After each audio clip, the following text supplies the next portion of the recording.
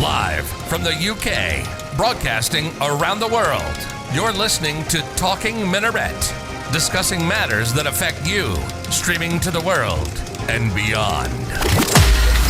Welcome to another episode of Talking Minaret. A lot's been happening, as the title suggests, so let's talk about this.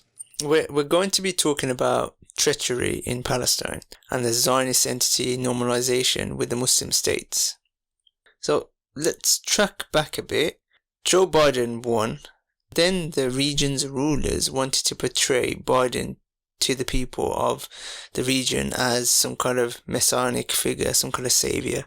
Biden also has shown his commitment to the peace process, if you want to call it that, whose main players have been waiting for its resumption, including Netanyahu's main opponent, Benny Gantz from the Blue and White Party. Since Biden's come into power, everyone's eager. What I mean by this is Russia's eager, Iran's eager, in the hope of restoring the nuclear agreement and ending the economic blockade imposed on Iran. They want to offer their services, if you will, to Biden, and wanting to contribute to the American stability within the region, including the security of the Zionist entity, the whole Yemeni war, Syria war, you name it, every single war in the Middle East, and to progress the peace process and the normalization that's occurring. Some of you might be also aware that there was also a recent release from Zaytuna University Mosque in Tunisia condemning the normalization with Israel.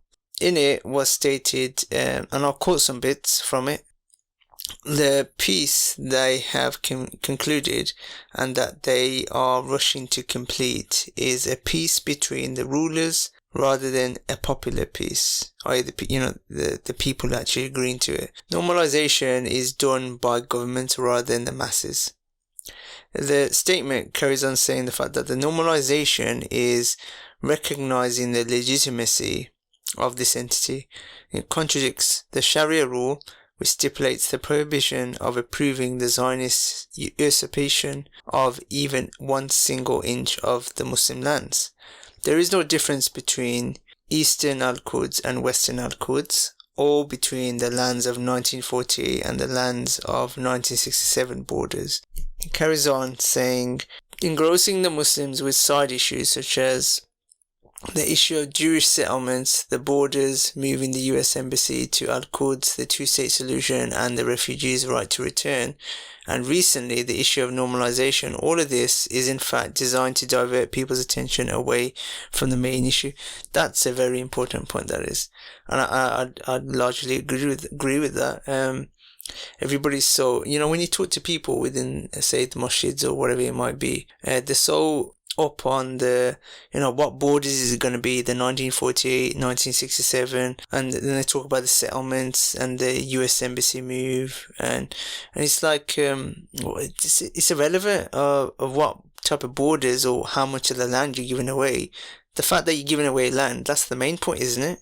So I largely agree with that statement. Anyways, the university statement carries on reading, the concern of the Muslims worldwide for Al-Aqsa Mosque is mandated by the Islamic Aqidah. The Messenger of Allah sallallahu said that he who is oblivious to the affairs of the Muslims is not one of them. That I'm glad that they made that kind of statement there, and they quoted the hadith of the Prophet sallallahu. The reason being is about that every single time I'm in Jummah, in the khutbah, the Imam doesn't mention what's happening right now with Palestine.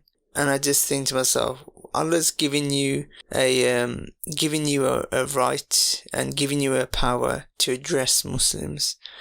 And if you don't mention this issue, then are you really performing the right of the Imam of a masjid? When the first Qibla of Islam, Al-Aqsa Masjid, you're not even mentioning that and what's happening with that in your khutbahs. And maybe those who are listening, you should probably look out and listen out for what your Imams talk about in their khutbahs. And another interesting point that they made in that statement, that university statement, is this only became an issue after the Khilafah had been destroyed. Now, because I was a YouTube video the other day of, I think they did some kind of television series on Abdul Hamid II, and Theodore Herzl, He was asking for land in Palestine for the Yehud. And I think Abdul Hamid II stated the fact that I'd rather have my body chopped into pieces than give you that land, because it's not my land, it's not my personal property, it's the land of the Muslims. I think you mentioned something in that statement from the university, the fact that, you know, it's binding from the time of Umar ibn al-Khattab till Yom al-Qiyamah, that land is the Muslims. So handing over even 1 inch is impermissible according to the Sharia of Allah. So that was the statement from the university, which I found quite interesting. So it's worth a read if you have access to it, but it was quite publicized as well, so you should be able to find it. Everyone is jumping on the bandwagon. Mahmoud Abbas from the PLO decided to restore security coordination with the State of Israel and to agree to holding the Palestinian elections, and welcoming Biden, who cannot take back Trump's decrees on Al-Quds. So those Muslims that are hoping that Biden is going to magically reverse everything, you're living in a dream world, honestly. And it's and also with Trump, the whole embassy move happened, and I've heard Muslims who are celebrating Biden who have stated the fact that that somehow he's going to magically halt the normalization process, which is, come on, nah, that's not happening. And then on reply to that, the Israeli government responded to Abbas's move by releasing the frozen funds designated for the Palestinian Authority at the start of the month, enabling Abbas to pay the wages of Palestinian Authority's security spies and rejuvenate the Palestinian economy, which is on the brink of collapse. So you do something for them, they're going to give you something back. Yeah, that's the way it's working. Yeah. And then I found another thing interesting, and then Hamas announced that it had accepted the demand of the Palestinian Authority President Mahmoud Abbas to hold legislative elections first, and then the presidential, and then the PNC elections. It's deception by Hamas, who had before claimed that their suspending of the talks on the elections and the Palestinian reconciliation was because the Palestinian Authority's decision to resume the security coordination with Israel. But now they're all for it. They're just all for it now. That doesn't even make sense. At the same time, Hamas realizes that Abbas's authority is attempting to defer the elections, paving the way for the Zionist entity to resettling the refugees in Israel in exile and excluding them from voting in the elections.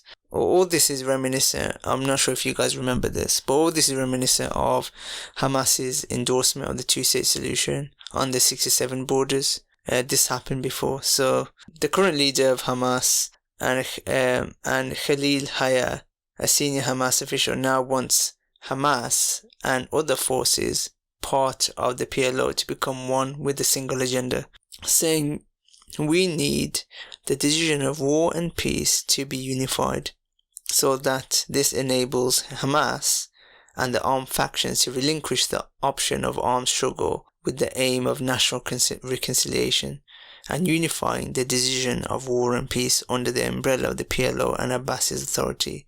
So in essence, they are returning to the agenda to integrate Hamas and the armed factions under the wing of the Palestinian Authority and the PLO. And what that does is it nullifies and neutralizes those armed factions and the resistance movements.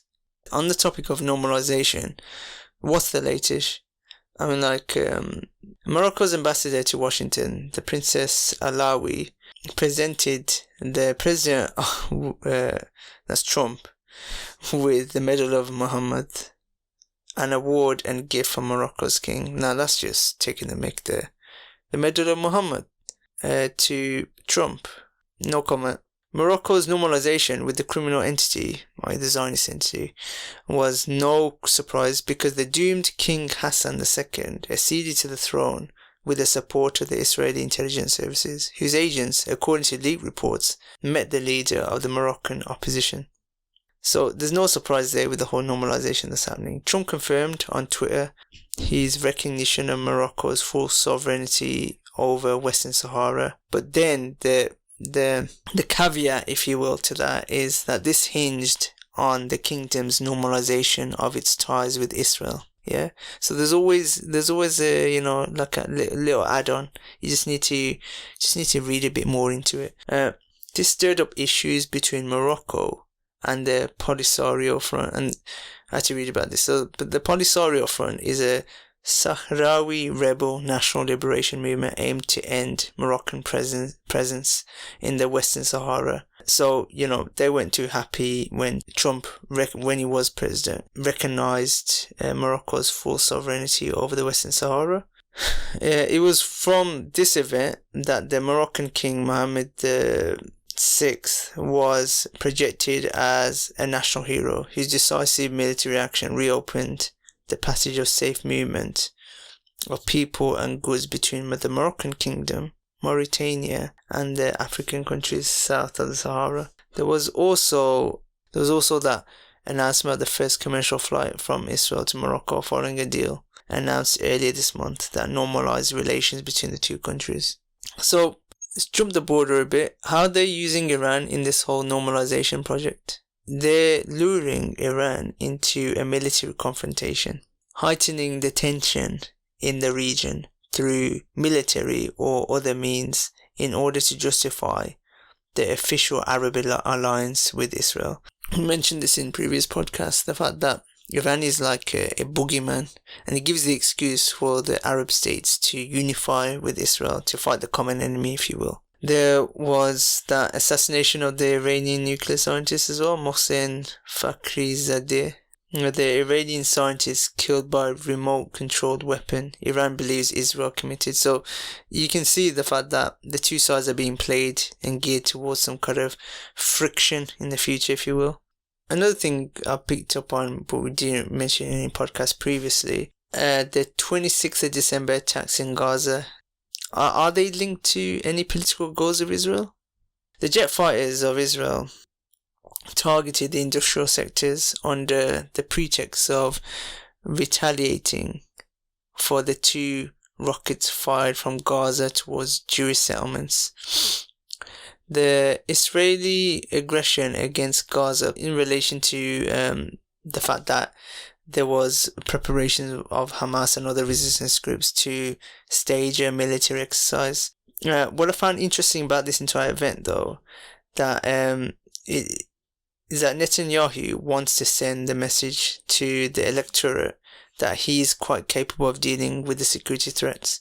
The reason being, I say that this bit's relevant, is that there was a republishing of an old report in the Mariv newspaper on the plans of the occupation for Gaza, and it reminded its readers that the Chief of General Staff Aviv Kokavi was planning to kill 300 Palestinians from Hamas every day in the forthcoming war.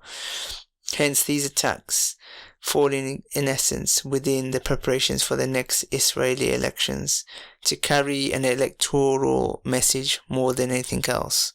So it's mainly like sending a message from Netanyahu to the electorate that, I'm your man and you need to vote for me, kind of thing. Let's talk about the Northern African Arab states who may or may not be pushing for normalizations. The rulers of Algeria exploited the Moroccan normalization with Israel to pave the way for Article 107 of the Constitution that gives the President or those acting on his behalf wide-ranging powers to preserve the institution, security and stability of the state. As for the stance of the Algerian authorities in relation to normalization, it's nothing but propaganda for domestic consumption, with the aim of enticing the Algerian public opinion that loves Palestine. But at the same time it's doing that, it's also containing the domestic tense situation, what's happening in Algeria right now. Probably do a podcast on this. We'll leave it there. Thanks for listening. Keep tuned for further updates. A lot's happening in the Muslim lands. So watch this space. Assalamu alaikum. Space.